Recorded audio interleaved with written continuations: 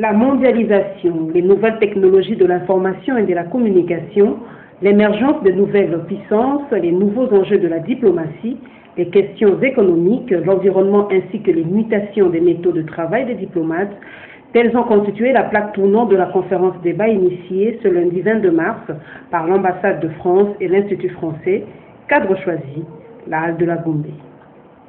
Hier, par les détails diplomatiques, on attendait tous les diplomates. Cette fois-ci, visiblement, où est-ce que les diplomates de fait se sont retrouvés hors jeu, Madame la Secrétaire? Eh bien, je m'admirais en faute contre ce que vous venez de dire. Je réagirais de deux façons. Premièrement, en vous disant que les diplomates français, depuis longtemps, font leur travail d'analyse dans l'ensemble plutôt correctement, voire bien, voire même très bien.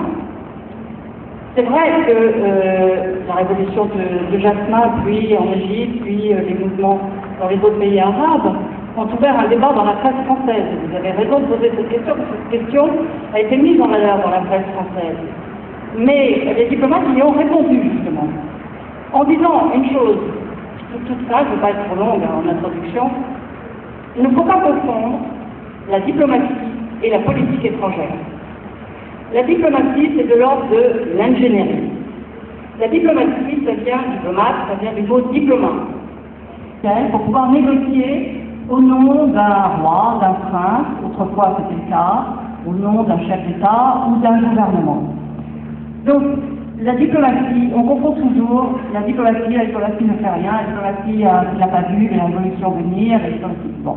Non, elle a fait son travail d'analyse, plus ou moins bien, ça dépend de la qualité des ambassadeurs, ou des équipes qui sont autour des ambassadeurs, mais je peux vous dire qu'un ancien ambassadeur de France en Tunisie, que je connais très bien, notre ambassadeur Jacques Moulty le connaît, a dit qu'il avait, lorsqu'il était ambassadeur en Tunisie, déjà, il y a une dizaine d'années ou une dizaine d'années, parlé des soubassements, si vous voulez, socio-économiques d'une crise affleurante en Tunisie, si on peut dire les choses comme ça. Donc, les diplomates ne veulent pas qu'on confonde leur travail avec les orientations de politique étrangère. Ça, c'est le premier point, et il faut sortir de cette ambiguïté, je dirais, d'ordre sémantique. Le deuxième point, c'est que personne n'avait prévu ces citation révolution arabe dans les pays arabes, et il y a une raison de ça, c'est que les révolutions ne se prévoient jamais. Si ce sont des révolutions, regardez 1789, 1917 et bien d'autres, si ce sont des révolutions, ce sont des choses qui ont éclaté brusquement et qui n'avaient justement été prévues par personne. Non. La cérémonie du jour a été rehaussée de la présence de plusieurs autorités de marque. Objectif, échange sur les différentes questions liées à la diplomatie. Un accent très particulier a été mis sur l'actualité internationale, précisément la crise en Libye, en Côte d'Ivoire et dans le monde arabe. Quand j'ai vu le thème du débat qui est diplomatie nouvelle frontière, cela m'a beaucoup fait penser à tout ce que nous voyons aujourd'hui dans le monde arabe, à la nouvelle technologie des médias, à Wikileaks, à Twitter, à Facebook, à YouTube. Est-ce que le réseau traditionnel de la diplomatie existe encore, puisque les médias relayent les informations à partir des réseaux sociaux, sans plus tenir compte d'entrecouper les informations à travers les réseaux diplomatiques. C'est ce qui m'interpelle dans ce débat, et j'espère bien intervenir après que je sens que le jeu est vraiment lancé avec Madame Gazo-Secret. Existe-t-elle encore cette pratique traditionnelle en République démocratique du Congo? Je pense que je répondrai sous le contrôle de mon ministre. Cette séance est d'une importance capitale car le monde en ce jour doit être redessiné sur le plan diplomatique afin d'éviter les différentes crises qui déchirent les relations entre les États. Je veux savoir pourquoi ces sont de problème. C'est par rapport au compte Telegram, souvent des gens, c'est la vérité de mensonge. En deux mots, je reviens sur Wikileaks. Je considère que c'est totalement irresponsable de mettre sur la place publique des choses qui relèvent du secret d'État, de la sécurité internationale. Comment fait-on entendre la petite ou plutôt la grande musique congolaise sur deux dossiers très importants? Le premier concerne la Côte d'Ivoire et le second, vous vous en doutez, concerne la Libye. Est-ce que vous pouvez, Monsieur le ministre, et là c'est une question que pourrait vous poser un journaliste, est-ce que vous pouvez nous indiquer la position exprimée au sein de l'Union africaine, institution à laquelle vous entendez peser de plus en plus, pour la Côte d'Ivoire? Commençons par la Côte d'Ivoire. Et nous l'avons fait, nous l'avons défendu, notamment au cours du dernier sommet de l'Union africaine à Addis Abeba. S'agissant de la Côte d'Ivoire, la situation pour nous est très claire et nous l'avons exprimée. M. Ouattara n'avait aucune chance d'être élu au deuxième tour s'il n'avait fait l'alliance avec M. Bédié. S'il s'était présenté contre M. Babo, sans alliance avec M. Bédié, c'est sûr qu'il allait être battu. Ça, c'était sûr. Et lorsque M.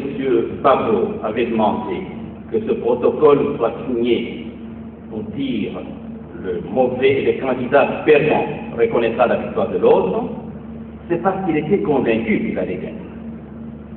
Et quand il s'est rendu compte, et nous avons vérifié, nous nous sommes renseignés, nous sommes en contact permanent avec le comité, la commission paix et sécurité de l'Union africaine, pour savoir exactement qu'est-ce qu'il y a dans ce dossier, parce que nous ne voulions pas nous avancer tête tête. Nous avons reçu les certitudes que M. Ouattara a bel et bien gagné les élections. Et c'est pour cette raison que j'ai fait convoquer l'ambassadeur de Côte d'Ivoire par le directeur du protocole d'État pour lui dire: ne nous créez pas de gêne quelconque, en attendant que la situation se règle dans votre pays, vous aurez pu assumer la charge de doyen du corps diplomatique. Restez chez vous en attendant que vous soyez remplacés. Nous avons pris position de manière claire et nette. Et lorsque nous nous sommes retrouvés au niveau de Addis Abeba et qu'on a eu à débattre de la question dans le cadre de la SADC sur la Côte d'Ivoire, notre position comme Congo a été très claire. Il y a eu des résultats, les partis avaient convenu que ce résultat serait certifié par les Nations Unies. Les Nations Unies ont certifié. Le Conseil de sécurité des Nations Unies a confirmé que Ouattara avait gagné. Nous sommes membres des Nations Unies. L'Union africaine avait décidé, avait reconnu la victoire de Ouattara. Nous sommes membres de l'Union africaine. La CEDEAO a reconnu la victoire de Ouattara. Je ne veux pas parler de l'Union européenne, je ne veux pas parler des États-Unis, je ne veux pas parler de la France en tant que pays. Nous avons dit qu'il n'y a pas de doute sur cette question. Le président élu, c'est Ouattara. Alors, Monsieur le ministre, est-ce qu'il y a discordance? Je ne crois pas qu'il y a discordance. Quelle est la position de la RDC sur la question libyenne? D'abord sur la scène internationale. Est-ce qu'il y a eu discordance au niveau du Conseil de sécurité? Je dis non. Il n'y a pas eu discordance. Les règles de résolution au niveau du Conseil de sécurité sont bien connues. 5 pays membres permanents du Conseil de sécurité peuvent empêcher toute résolution. Et on sait qu'au niveau du Conseil de sécurité, sur les 15 membres, il faut qu'il y ait 9 qui décident. Avant qu'ils n'entrent dans la salle pour le vote, nous savions qu'il y aurait 10 qui allaient voter pour. On n'était pas encore tout à fait sûr qu'il y aurait le droit de veto. Mais parmi les pays qui ont émis le droit de veto, il y a 2 qui se sont abstenus. Il y a 2 qui ont le droit de veto, qui pouvaient, malgré ce vote de 10 membres, dire « moi, je m'oppose ». Si le représentant de la Fédération de Russie avait dit « je m'oppose », il n'y aurait pas eu d'action. Si le représentant de la Chine avait dit « je m'oppose », il n'y aurait pas eu. Au moins sur les 5, les 2, l'un des 2, avait la possibilité d'empêcher l'exécution de cette...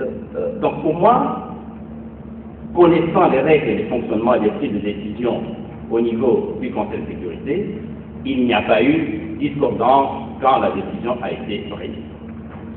Mais par contre, ensuite. ah oui, mais il n'y a pas eu discordance non plus, parce que la Ligue arabe, le représentant du Liban, a parlé au nom de la Ligue arabe. J'ai suivi messieurs le Amr Moussa, qui avait dit que la Ligue arabe demandait la zone d'exclusion aérienne. Ça a été dit sur toutes les presses du monde. Je viens de suivre ce soir, où il dit non, hier quand j'ai dit que ce n'était pas ça que nous voulions, on m'a mal compris.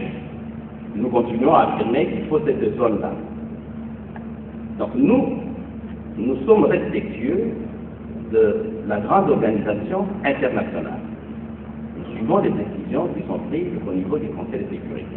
Mais la préoccupation de la République démocratique du Congo est qu'il faut éviter les victimes civiles. Il faut éviter les victimes civiles. La décision a été prise. Elle a été prise au niveau du Conseil de sécurité. Il y a bien sûr beaucoup d'hypocrisie comme dans toute démarche diplomatique. Et c'est évident que c'est peut-être pour des raisons internes à certains pays. Je ne vais pas analyser les raisons internes, que certains se sont abstenus en sachant que la résolution serait de toute façon appliquée. Alors on dit, les termes ne sont pas ceux qui ont été décidés. Je suivis un peu le processus pour arriver à cette décision, et je sais qu'elle a été initiée par la France, qui a été la première puissance à envoyer ses forces. Je comprendrais mal qu'en lisant correctement ce qui est écrit dans toutes les langues des Nations Unies, il y ait eu une confusion quelconque, une compréhension quelconque. Je pense que aujourd'hui, le schéma est de dire il y avait 22 objectifs à atteindre pour que M. Kadhafi n'écrase pas les insurgés. Sur les 22 objectifs, on a atteint 5. Donc on peut rediscuter maintenant. Nous avons, nous, en tant que République démocratique du Congo, pris acte de la décision telle qu'elle a été prise au niveau du Conseil de sécurité.